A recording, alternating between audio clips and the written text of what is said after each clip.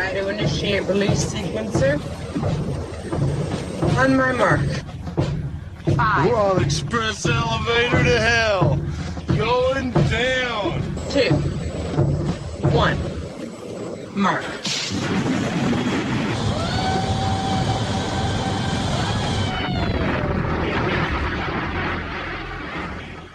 Hello everyone, my name is Mark, aka Derringer. Today is Sunday, May 3rd, and you are listening to episode 259 of the Instant Action Podcast, your weekly source for planet-side news and information. As always, I'm brought to you by great listeners like you via the Support the Show tab on instantactionpodcast.com. So before I start this week's show, I just want to give a special thank you and shout out to everybody who has made a donation to the podcast over the past year. As you guys know, in May is when I started the podcast, actually May 10th, with the release of the final episode of Reachcast. That was episode 104. And then on May 12th, 2015, I released the first episode. I titled it Episode 0 of the Instant Action Podcast. So as you guys can see, I am coming up on my 5th anniversary of the podcast. And actually next week's show will be my 5th anniversary, episode 260. So a little bit of a milestone that I've been doing this for 5 years almost at this point. But again, I wanted to give a thanks to everybody in the past year who has made a donation, been a patron over on Patreon, etc., and has given money to the show itself. I have to pay my server costs about this time each year. So thanks to all of you. It's already been paid, everything's covered, and I'm up for another year of website hosting and everything like that. So again, a big thank you to all of you. If you guys watch the YouTube version of this video, if you go all the way to the end, you'll see I put a nice big thank you section to all my past and present people who have made donations to the show as a thank you. But enough about me and enough about money for the show. I know some people get upset when I mention that. What's in store for this week's show? Well, first, there was a new game update that dropped on April 29th that added Outfit Wars Alpha Cycle 2 to the game, along with its changes to scoring, some Desolation changes, as well as a bunch of other changes. Then on May 1st, there was a small update dropped on the PTS, which has some other miscellaneous changes, but more important, the new language translations. But then the real meat of this week's show is last week's dev live stream. I have a new gun, a new tank, and much more to cover. Finally, after that, I'm going to give a shout out to a website that I use every day to wrap up this week's show. So strap in as we hot drop into another episode of the Instant Action Podcast.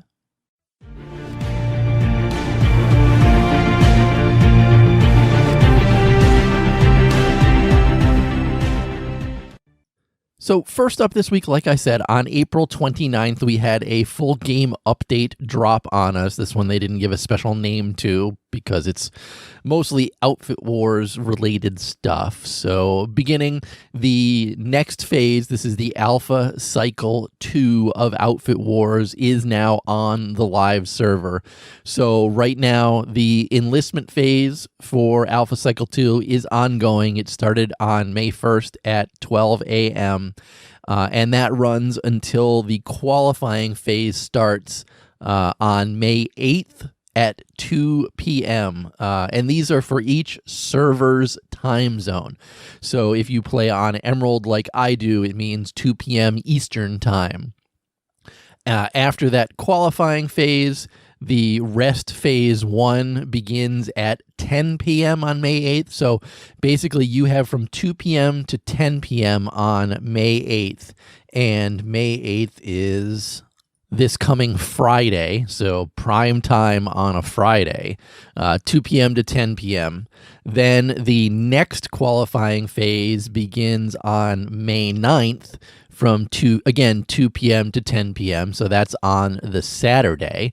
And then the third qualifying phase is on May 10th from 2 p.m. to 10 p.m. So this Friday, this Saturday, and this Sunday from 2 p.m. to 10 p.m., is the qualifying phases for the next round of Outfit Wars. So again, we don't need to do that 24-hour grind. You can just do, an 8-hour grind, I guess, if you really wanted to really push your outfit into the next phase of Outfit Wars. And then that ends the all of it. The preparation phase for Outfit Wars starts on May 10th at 10 p.m. So yeah, as you can see, it's really just encapsulated the qualifying phase into one basically weekend worth of stuff.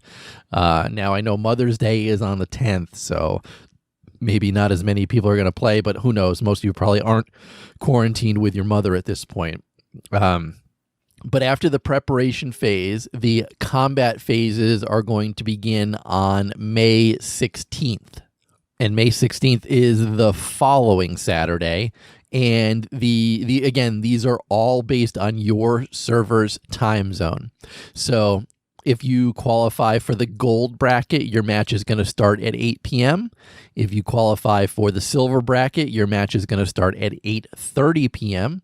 And if you qualify for the bronze bracket, you're going to play at 9 p.m. So as you can see, they did take the suggestion that I made, as well as a bunch of other people, to kind of stagger out the gold, silver, and bronze matches so people can actually watch more of them. So big changes to how you can actually get into Outfit Wars. As you can see, it's really condensed just down into 3 days, 3 8-hour periods. And it'll be interesting to see if it's the same outfits qualifying for Outfit Wars again as they were in the first round. I know I can say my outfit, B-Way, we are not enlisting at all into this one because I think a lot of us are still pretty burnt out from the last Outfit Wars. Who knows what happens to Cycle 3 or going on from there. Maybe when we get out of the alpha phase, we might think about doing this again. But right now, we don't have any plans to participate in this round of Outfit Wars. So at least there'll be one less Vanu outfit that I know of qualifying for Outfit Wars on Emerald. So again, be curious to see, and I know the devs are curious to see as well, who is actually qualifying for this, if it's the same outfits over and over again or somebody different.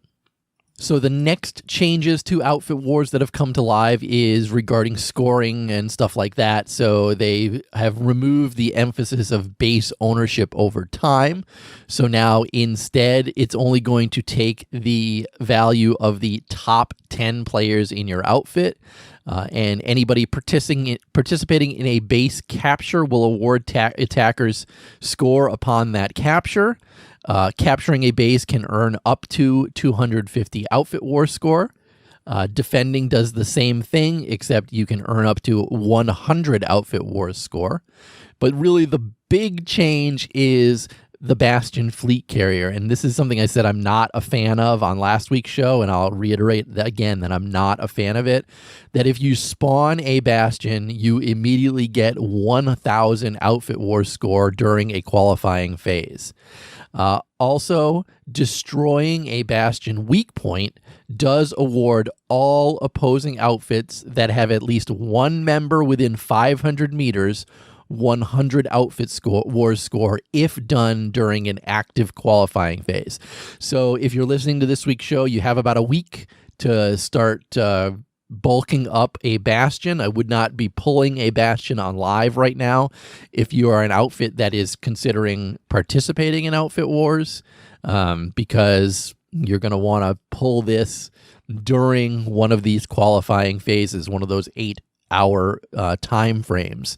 So I think coming up to this, we're going to see a lot less Bastions pulled. I know I saw a lot when I played this last Friday, and I was surprised to see them.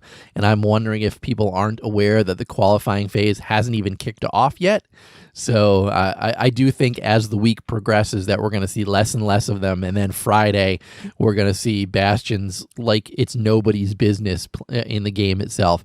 The one thing I do like about this is being able to destroy weak points, giving Outfit Wars score if you have at least one person within 500 meters during that qualifying phase. So that's at least one good thing. And that was on the PTS last week that I'm glad they were able to bring that over to live itself. Moving on to Desolation itself. They made a change, so you must be flagged with the Outfit War eligible privilege in order to even access Desolation when it starts. Then when the Desolation alert ends, the victorious players currently in that zone will receive the Warrior title. Also of note, any victorious players from the first cycle of Outfit Wars will be granted the title before this second cycle begins. So if you're like me and you were victorious in the first round and have been wondering when you're going to get your title, obviously there is no exact date on when that's going to happen, but it should happen sometime this week before the next cycle begins. Also, they increased the Desolation alert point maximum from 500 to 750. And like I said on last week's show, that could make some differences in how people play on Desolation going forward. Because like I said, there were a couple matches where it came right down to the wire with only a few points differentiating first and second place in some of these matches, especially in a lot of the silver matches. So it could be interesting to see what bumping it up to 750 does. So I'm not against that change whatsoever. I will go back to say that the Warrior title, I still don't like that title. It's such a bland title for winning something that's supposed to be as epic as Outfit Wars, and I wish they had thought of something better to this. I even like and I haven't found a good one that I like particularly well. I mean, some people recommended Desolate as the title, which isn't terrible. It's at least better than Warrior, but it still just doesn't have the gravitas that winning Outfit Wars really should have. And the fact that in each cycle, there's only going to be 800 players with this title, and not even 800 players, but on your server itself, there should only be 144 players with that title. So I just wish it was really unique, and I kind of wish that there was a different one each time around too to differentiate. But I don't know how difficult it is to add titles to the game itself.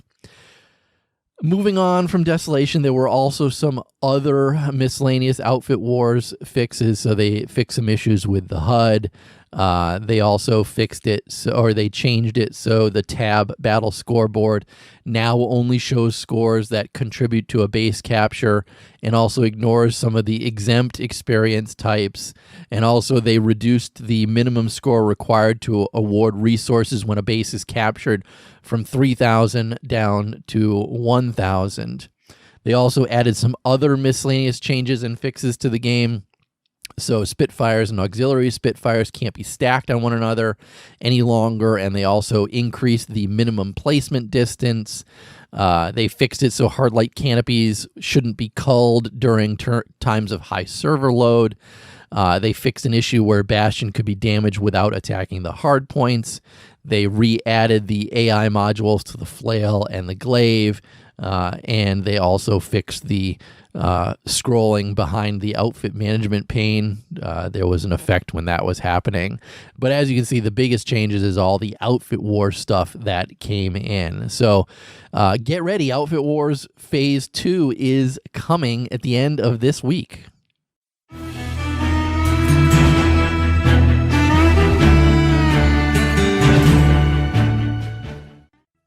So in addition to that game update, there was also a very small PTS update that dropped.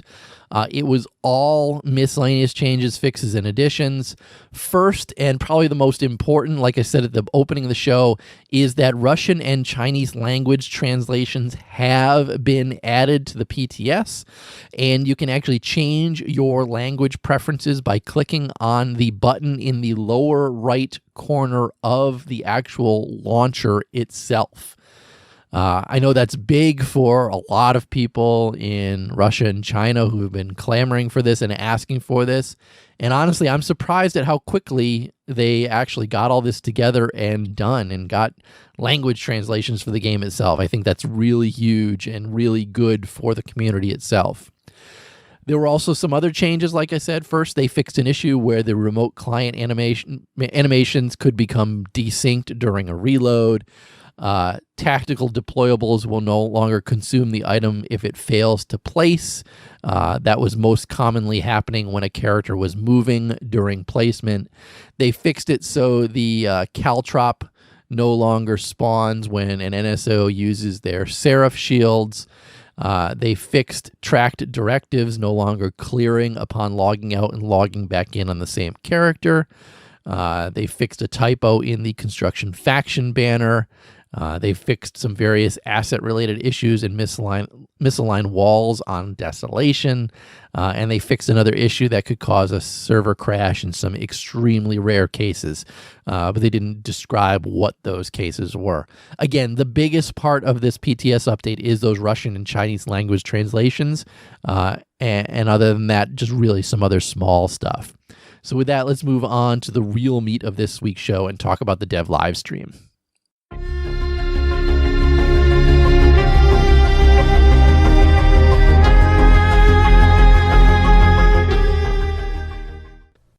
So in addition to the game update on April 29th, we also got another dev live stream on April 29th. And this week we were joined by Andy, Rel, and Cardo, and they were all broadcasting from their own secure locations, obviously because of social distancing and stuff like that. They weren't able to go into the office to actually record it. And they mentioned right at the start that Cardo did a lot of the heavy lifting behind the scenes to get all that stuff put together.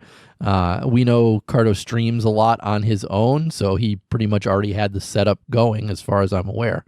But good on him. It all looked good. I mean, there was a slight technical difficulty during it where he was clacking away on his keyboard trying to imitate people who type loudly on their keyboard and accidentally blanked everybody off the screen and stuff like that. But they got it back on. It just a minor technical thing.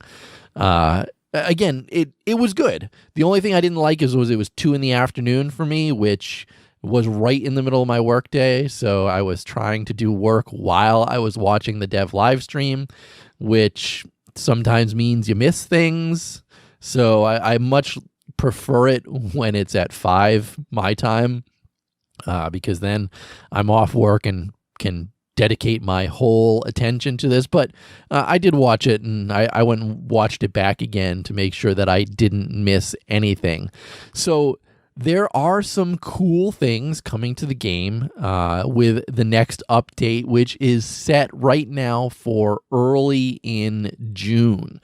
So I think we've seen everything that we're going to see for the month of May. We got a game update at the end of April. I wouldn't be surprised if there were some other... well, obviously, we're going to see that language translation one come to live sooner rather than later. Other than that, I'm not sure what other big things that we can expect in the month of May itself. I think they're going to be focused a lot on the Outfit War stuff coming up. We might get something else at the end. I'm not exactly sure. But we do have some new stuff potentially coming in the month of June itself. And the first new thing that they showed off is a throwback to the original PlanetSide, a new gun called the Punisher. And actually, the Punisher was one of my favorite weapons to use in the original PlanetSide because, I mean, it was a gun, and then it had an underbarrel rocket launcher, which I like to use a lot. And so I'm actually very excited for this new version of the Punisher, which will be coming to PlanetSide 2. Now, this comes with an integrated underbarrel. It is a bullpup design, and if you're not familiar with a bullpup, you can Google it yourself. But basically, ammo reloads in the back of the stock, not in front of the gun itself. Most of you guys who played games before know what a bullpup is, so I guess I don't really need to explain too much about it. But the interesting thing about the Punisher, again, the original version just had, gun on top, underbarrel rocket launcher below it.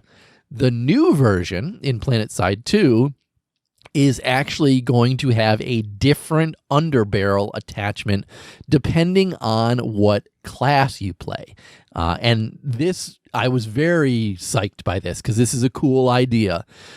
Basically, if you play as a light assault, your underbarrel grenade launcher is going to fire an impulse grenade, which will most likely be able to push people out of the way.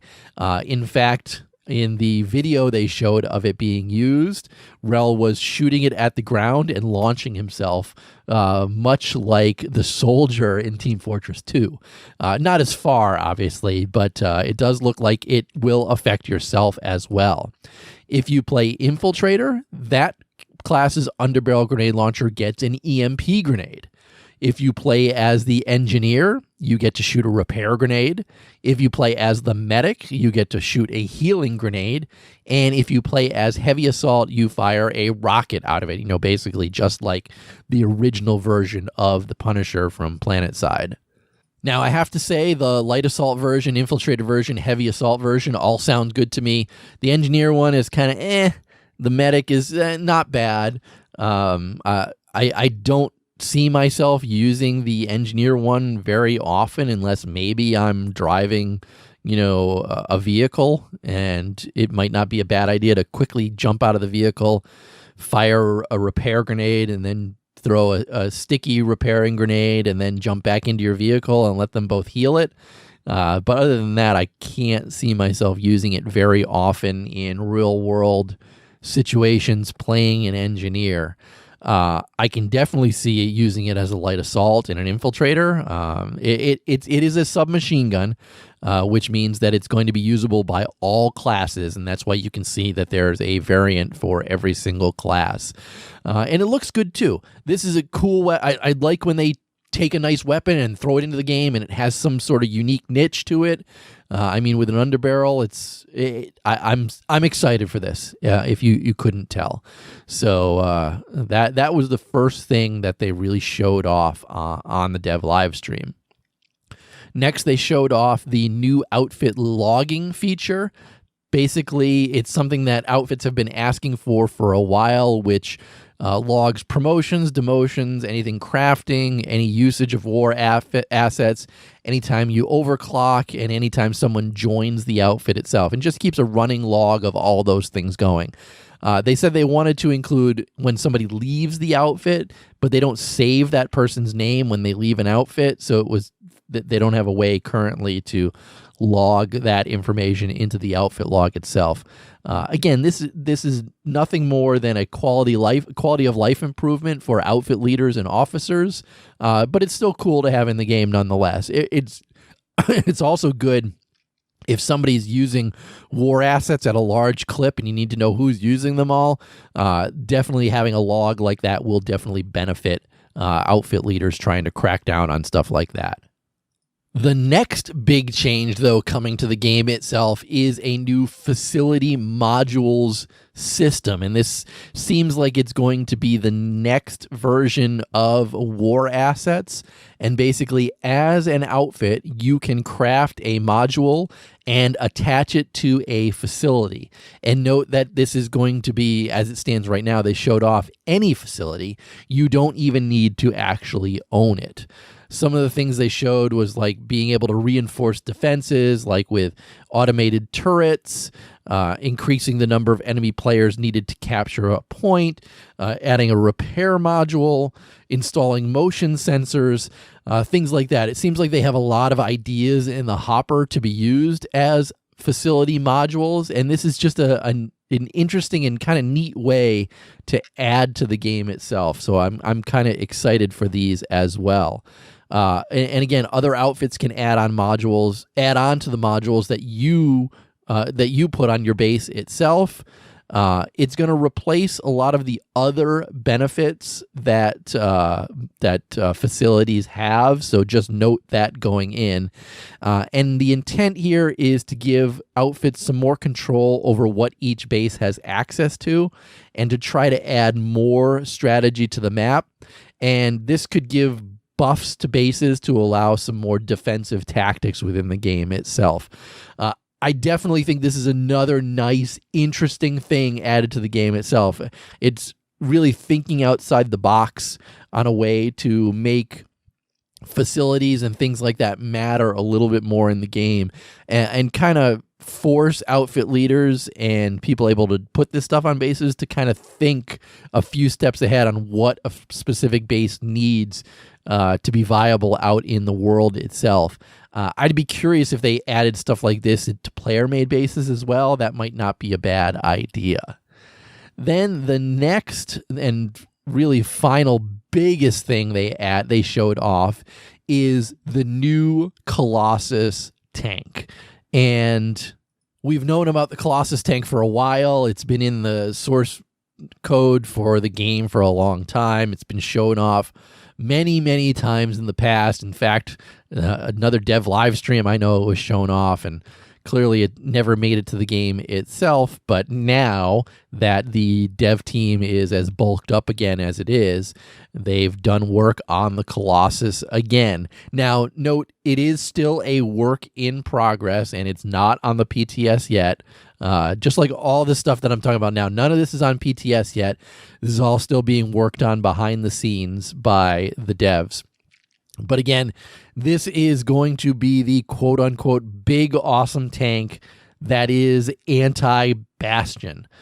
You're going to be able to build this using the war asset system, and you're also going to be able to customize it personally. There will be a special terminal that uses outfit resources to create this Colossus tank. It's going to seat 5 people, which is kind of cool. So you've got a multi-user platform. This is the way I wish a lot of tanks were today, but good, we're going to get at least one of them. It does have a giant cannon on the top of it. They did state, though, that it's not going to be stronger than other vehicles. Just so you know, it's not going to be stronger than the main battle tanks as they are now. But if you put the tank into its deployed mode, you're going to be able to charge up a huge shot that has no drop and will be able to pierce through vehicles, meaning it can hit multiple vehicles with one shot. Also, one other thing to note, when you're charging it up like that, you're going to be able to target the Bastion fleet carriers' hard points and damage them.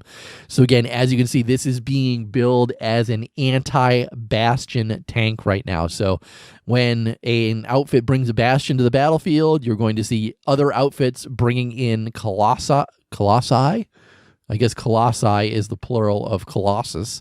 You're going to see other outfits bringing these onto the battlefield just to shoot down the enemy Bastion itself, which makes me kind of curious how fast this thing's going to be, because the Bastion can move, pretty quickly. Hopefully this thing is able to keep up with it and the Bastions aren't able to escape it. Now, when the Colossus deploys itself, it does bring a bubble shield around itself. That shield is powered by cordium, which means you're going to have to make sure you have cordium and recharge it in order to keep that shield up. They didn't state how you're going to get cordium into it, but I think it would be neat if they added a way to actually deposit cordium into the Bastion, into the Colossus itself. But again, they didn't go into details on how it's going to be powered by cordium. Maybe your outfit needs to have a silo somewhere that it can drain the cordium from. We're not exactly sure. But again, it does have a bubble shield that's going to help defend it. The main cannon also, they stated, has an ability called MAD, or MAD, which allows it to shoot through vehicles in its non-deployed state, and will also have a faster projectile velocity. Again, that's all still a work in progress. As I mentioned, it seats 5 total people, so you do have 1 driver and main gunner. But the reason it seats 5 people is because it has 4 mini cannons on the side, which are going to be completely customizable. Most likely, it's going to start with Basilisk-style weapons, but it sounds like you're going to be able to put any other type of weapon on this thing. So, I mean, Rangers, Walkers, Bulldogs, Hyenas. It sounds like any of that stuff could be put on these 4 mini cannons. And this thing could really turn out to be a a huge anti-air attacking platform, if it's designed to shoot down a bastion, and it has a bunch of rangers or walkers on it as well, it could be very interesting. And then finally, when it's in its deployed mode, they're going to arc the cannon upwards so that it shouldn't be able to shoot down to hit ground vehicles, because they really want that deployed mode to be 100% anti-bastion. Now, granted, I think people are going to try to stick it on a hill so that it can aim down better and shoot at people, but obviously that's how people are going to play the game itself, to do stuff like that. Now, the only negative that I'm going to say about the Colossus itself is it feels that we're getting closer to BFRs, and I hated BFRs in PlanetSide 1, and I think BFRs in PlanetSide 2 is what's going to make me quit the game, because sure, the devs could make them spectacular, but I'm still burnt over them in PlanetSide 1 that I can't ever want to see them in PlanetSide 2. And I've seen quite a few people clamoring for BFRs now in PlanetSide 2, now that they've seen the Bastion, they've seen the Colossus itself. So hopefully this isn't a slippery slope that we're heading down to. So finally, they did a bunch of other stuff on the dev live stream. There was a hilarious picture on the wall behind Andy of his kids, and it's Rel and Cardo's faces on them. If you've been on the Reddit page, you've seen that that's been added. There's a lot of people calling for a banner made of it too, and things like that. It was definitely quite amusing. But they did state that they are still looking to do monthly updates to the game itself. So even though I said I don't know what we're going to get in May, it seems like they do want to push an update out in May. Andy did state that there are multiple updates in development. And while the most recent update they dropped is small, the next one after that, which I think is going to be in June, is probably going to be much larger. He did also state that the new player experience is still high on their priority list. And also that they know PlanetSide 4 support, PlayStation 4 support is not where they want it to be. Actually, Andy put together a separate Reddit post about it and wrote that their ability to support it over the past several months has been subpar at best. He said even though they scaled the development team up, escalation required the entire team to push out just on PC itself. And then they had such an overwhelming response to escalation that they needed the entire team to put forth a ton more effort than expected to maintain it and get it where it is right now. So PS4 was kind of left on the back burner. He did state, though, that they were able to gain some recent traction from this. They actually have a new programmer that they are bringing on specifically to begin work on porting the past few updates, and this includes escalation, the tactical loadouts, and other things like that, over to PS4. That person is scheduled to join the dev team on May 11th, so a week from tomorrow or on Monday. But they are trying to push it to get him or her, they said him, onto the team sooner than that. And then once work begins, that they'll share more details on what's going to be included, timelines, etc., things like that. So lots of stuff coming for PS4. I guess you just have to be a little more patient. And then really the final thing that they talked about is a community content competition that's going to be happening. It actually started yesterday, I believe, and is live right now. So if you have created any in-game content, mostly videos, I think is what they're looking for, make sure that you submit them and have them pushed through the PlanetSide 2 Twitter. They're going to be voting on these, and winners are going to get t-shirts and a title and an in-game banner. There's definitely some loot to win for creating content.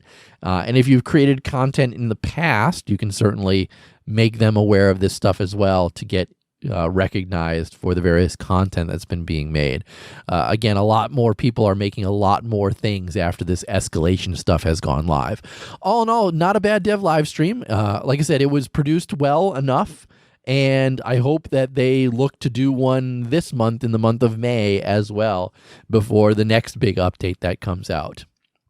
With that, though, let's move on to our fourth and final topic this week.